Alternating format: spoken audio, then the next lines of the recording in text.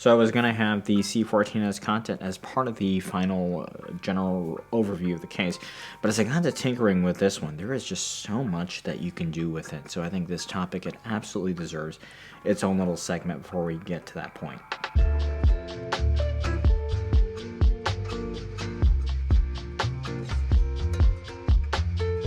Welcome to Machines and More. So I started out the build with a compact tower cooler, but with the limited height clearance in this case, you can't really go too big, right? That U9S from Noctua, it doesn't fit. And the real volume and airflow direction that we can take advantage of, it's going to be coming from this big surface area along the side panel. The Noctua C14S is the S-tier top-down cooler we're talking about today, and it's been the MVP for the NR200 air cooling and the NKSM1 content. But today it's going in the little formed T1 reference edition, which it's pretty incredible because just to put it into perspective, the T1 ref is almost half of the volume of the NR200. If you want to air cool this case, this is going to be as much air cool as you can fit. Once you mount this thing in the case, you'll notice just how intricate the fit is. I mean, it's no coincidence. This rad panel, it sits directly on the heat fins with zero gap. I mean, this iteration of the T1 is designed with the C14S in mind, down to the large cutout at the rear, which I'll cover shortly. So quick note here, if you saw the earlier build vid, I was later on able to mount this side support bracket right here into the case after reorganizing the GPU cable a little bit. It's still pretty tight though, but it does fit now, which is nice. And consider a card like this 2-slot cooler Gigabyte Gaming OC 3060 Ti to be the upper bound of the card that you can fit in here. So with that being said, the C14S is already not the most mini-itx motherboard-friendly cooler, and within this case, you're still going to have to make a few more concessions. First off, the cooler comes with a 140mm A14 Noctua fan, and usually this guy mounts to the top of the heatsink. And that's not going to fit on top of the heatsink here since you're limited to 115mm in this case. And if you were to put the fan under the heatsink in that low profile configuration, the height of this cooler then becomes 115mm. With mini-itx cases, you often only have either heat pipe tips pointing towards the rear I/O or the other direction where the heat pipe tips are pointing towards the front of the case or the power supply, like I've got it set up here. This case has a generous cutout at the back that would accommodate the heat pipes pointing out the back of the case. However, since I am using an Asus AM5 board here, which, with AM4 it also had the CPU socket set a bit lower than competing brands, this cooler, it then runs up against the power plug location with no option to relocate that power plug. So we really only have one possible orientation with this X670E board, like this. And if you find yourself in this orientation, you really do have to be careful if you want to put the 140mm fan under the board. Now, technically it can fit. You can get RAM that clears.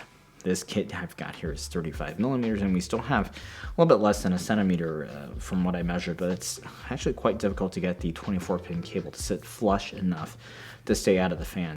In my testing, a good 120mm fan like the A12x25 performs similarly to the bigger 140mm fan on a noise normalized basis, so I'm perfectly fine using that. But the cooler, it doesn't come bundled with a 120mm fan. Neither does it come with 120mm fan clips, so unless you have those already, it's going to be an added expense, and it's going to be legwork to get those clips. I think Noctua used to send them out to folks, but I'm not sure if they still do that. But ideally, your board, it can take advantage of this case's cutout. I haven't measured them for AM5, but for AM4, MSI, and Gigabyte, they were definitely positioned a bit higher than Asus, like a centimeter or so. So that would definitely clear this power plug. If it sounds like a lot of extra effort to get this cooler to work in this case, well, welcome to the SFF club. Just take a look at the thermals from the initial configuration. At the same 110 watt PBT limit we set in the last video compared to the SE904XT with A9 fan at 100%, the C14S with a 12x25 fan at only 80% or 1700 RPM is almost 7 degrees to the good at a much lower and more pleasant noise level, and this really would make for a great workstation setup. These are very reasonable temps for Ryzen 7000. In fact, I did do a quick test without any of the CPU tunings in place, and at the 1700 RPM on the fan, bone stock for the CPU, It only hit 92 degrees, and it did not hit thermal throttle, which is quite impressive considering there's still headroom here.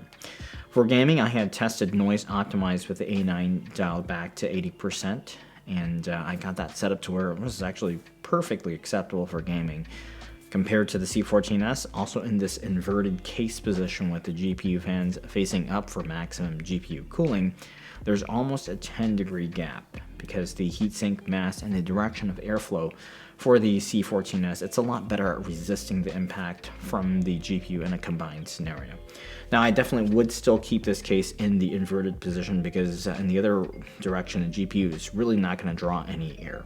So for the initial setup, I had the cooler fan intaking with the side panel case fan exhausting, and especially in such limited quarters, two fans in opposition to each other, it's bound to cause some turbulence, even though it can make some sense to run the case fan as exhaust in order to quickly dump out some of the GPU's heat, especially considering there's this flow-through cooler with exhaust right in that spot.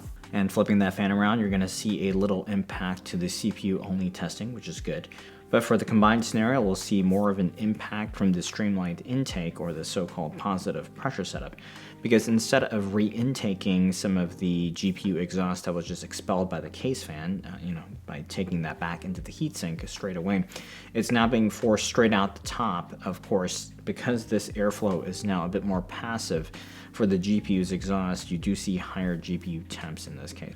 I don't think either one is necessarily better than the other, and especially if you do have a hot GPU that fits in this case, think 3080, 4080 level of board power, I probably would lean towards the cooler fan intake and case fan exhaust setup, because that 6 degrees on the CPU for most titles, it really isn't going to do much for performance or noise at that level, but 4 odd degrees for the GPU, it could have a meaningful impact here, and more if you're running a hot GPU. So usually I shy away from running the C14S with a cooler fan exhausting or blowing air out through the cooler this way. But since the back section here, this case around the cooler is relatively open, and you don't have interference from case fans on the top or the back, it's worth a shot. So I flipped that too, and I retested it. So in the past, I've noticed the bottom-up type of airflow with this cooler, it's just not as good, and we still see that here. That's really no surprise because these are designed to run top-down.